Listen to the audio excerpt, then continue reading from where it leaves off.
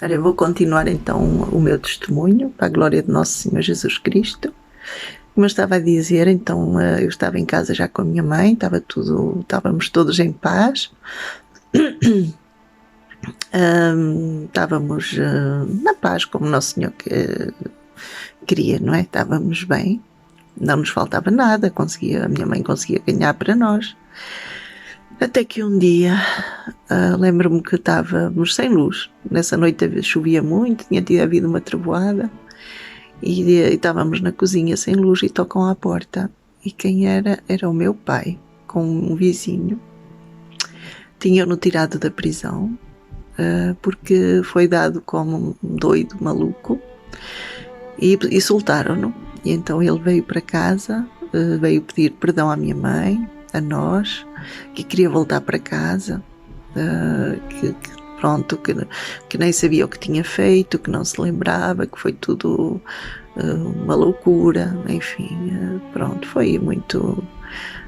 Tive pena dele, porque eu sabia que não era ele, no fundo eu sabia que aquilo era uma doença.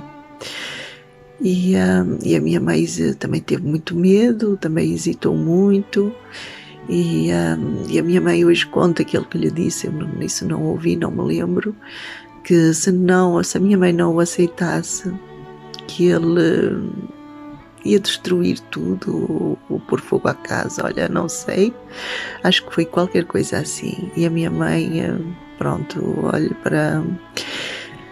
perdoou-o, aceitou-o em casa outra vez. E ela sempre dizia, as pessoas diziam, tu és doida, tu vais aceitar o teu marido, ele vai-te fazer outra vez a mesma coisa. E a minha mãe só dizia, Jesus perdoou a quem o matou e ele manda perdoar-nos, e então eu vou-lhe perdoar. E perdoou, a minha mãe perdoou-lhe do fundo do coração. E posso dizer que ela hoje vai fazer 90 anos no mês de março e ainda vive, para a glória de Nosso Senhor, tem uma vida longa. Pronto, mas voltando, então meu pai voltou para casa. Os primeiros tempos estava tranquilo, muito bem, continuou a vender, ia com a mota, vendia, trazia dinheiro para casa, não nos deixava faltar nada. Era um bom pai, sempre foi um bom pai, nunca nos bateu nesse sentido de ser bruto ou mau, não, nunca nos bateu. E estávamos bem. Só que infelizmente a doença voltou a vir. Começou de novo passar uns tempos, a começar a gritar com a minha mãe, a voltar a ter aquelas ideias malucas, aquela que andava metida com outros homens. E aí a minha mãe, antes que fosse tarde demais, foi ao médico e arranjaram maneira de o acalmar todos os meses. Iam lá umas enfermeiras dar-lhe uma injeção para que ele ficasse calmo.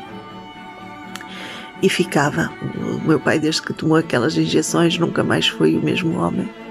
Depois, passado um tempo, começou a enfiar-se na cama, porque não tinha força nas pernas, começou a ficar fraco. E então parou de trabalhar, foi reformado e meteu-se na cama, pouco saía da cama. Pronto, nunca mais foi aquele homem viril, aquele homem com saúde. Mas teve que ser assim, porque não arranjámos outra solução, infelizmente. E ele ficou de cama há muitos anos, minha mãe sempre a cuidar dele. E com todo o amor, até a hora da morte. Depois morreu, ele tinha 64 anos, morreu jovem. Acho que morreu em paz. Deus queira que o Nosso Senhor Jesus lhe tenha perdoado todos os pecados, todo o mal. E pronto, e voltando com a minha vida, depois eu fui aos 9 anos, eu já era muito amiga de Deus, desde essa experiência que eu tive. Para mim ele era real, eu gostava muito de ir com as ovelhas, a minha mãe tinha 4 ou 5 ovelhitas, e então eu vinha da escola, e eu ia com elas lá para o pasto, e eu sempre estava a falar com Jesus, era o meu amigo, era como um amigo, para mim era real, eu nunca me senti sozinha. Não o via, mas não sei, algo me atraía a ele, Eu falava com ele, eu brincava com ele, era como se fosse um amigo imaginário, mas eu sentia aquele que vivia, não sei explicar, era uma coisa sobrenatural, era o meu ídolo, era como se ele estivesse sempre presente. E foi assim sempre a minha vida toda, mas depois houve onde eu quero chegar aos 10 anos. A minha mãe começou a notar uma escoliose em mim, na minha coluna. A minha coluna começou a entortar. E fui ao médico e já tinha bastante, já se notava um pouco bastante, só que na altura era pela caixa que o médico disse, ela vai ter que ser operada, vai ter que esperar que a chamem. E nesse entretanto demorou 2 anos a me chamarem e a minha coluna nesses 2 anos no crescimento ficou muito torta e ainda tenho torta.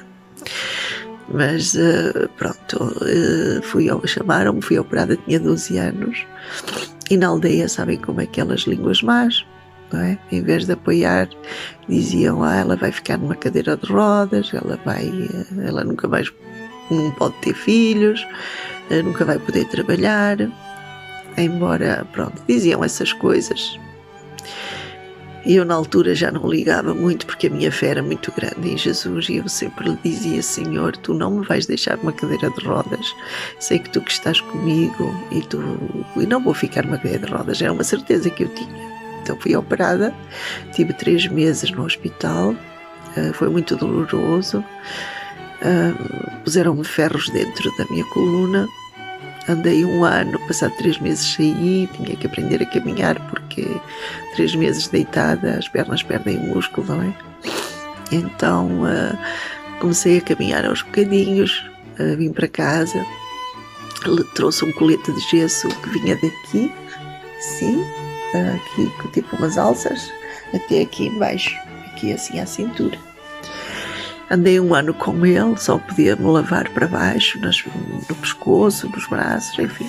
A barriga e as costas não podia lavar e tinha então aqui um buraquinho, que era para o estômago, para não ficar apertado quando comesse. Mas aí mais uma vez Deus se glorificou. Eu caminhei, passado 1 ano tirei o gesso, comecei a trabalhar, cedo demais, posso dizer. Aos 14 anos fui para a Espanha, a minha irmã a seguir a mim já estava lá a tomar conta de uma criança, e então tinha uma vizinha que precisava para guardar uma menina, e então eu fui para a casa, éramos vizinhas, ela estava numa casa e eu estava noutra, e fui para lá guardar essa criança, e fazer os deveres da casa, não é? Limpava a casa, passava a ferro, com 14 anos fazia o comer, pronto, Deus parece que sempre me guardou e me ensinava a fazer as coisas porque eu era uma criança, e uma criança que tomava conta de outra criança. E nessa altura, lembro-me que era uma altura complicada para mim porque comecei a sentir muito medo de estar em casa, dos meus patrões. Eu guardava o menino, dormia lá, tinha o meu quarto e às vezes eles saíam ou iam ao restaurante e eu ficava com o Xavier, chamava-se Xavier. Primeiro tive numa que era uma menina, era a Mónica, mas aí não fiz muito tempo, não gostei muito da patroa, não sei. Eu saí e fui para o pé da minha irmã que era mais perto. E ficava com esse menino que era um amor, e eles também só tinham esse filho, eles gostavam muito de mim, até me queriam adotar como filha, porque o menino, quando eu saí, ele chorava muito por mim. Eu estive lá quase, como é que foi, eu vim para aqui para a Suíça, tinha 17, ia fazer 18, e eu estive lá dos 14 até vir, estive lá 3 anos e meio por aí.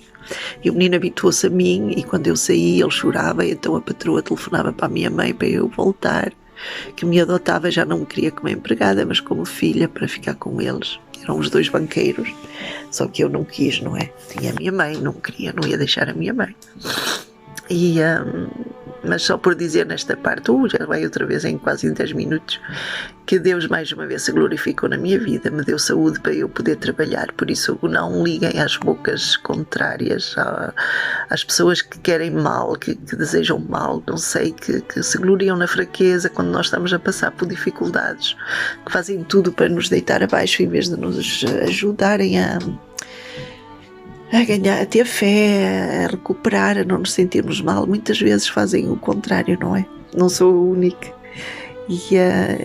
E pronto, mas quero-vos dizer, apeguem-se a Deus, porque Ele não deixa ninguém.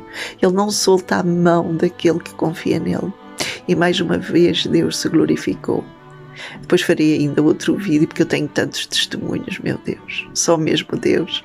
E ainda não o conhecia, ainda não tinha recebido o Espírito Santo, ainda não tinha sido lavada dos meus pecados. Depois, noutra oportunidade, eu conto mais, está bem? Beijinhos.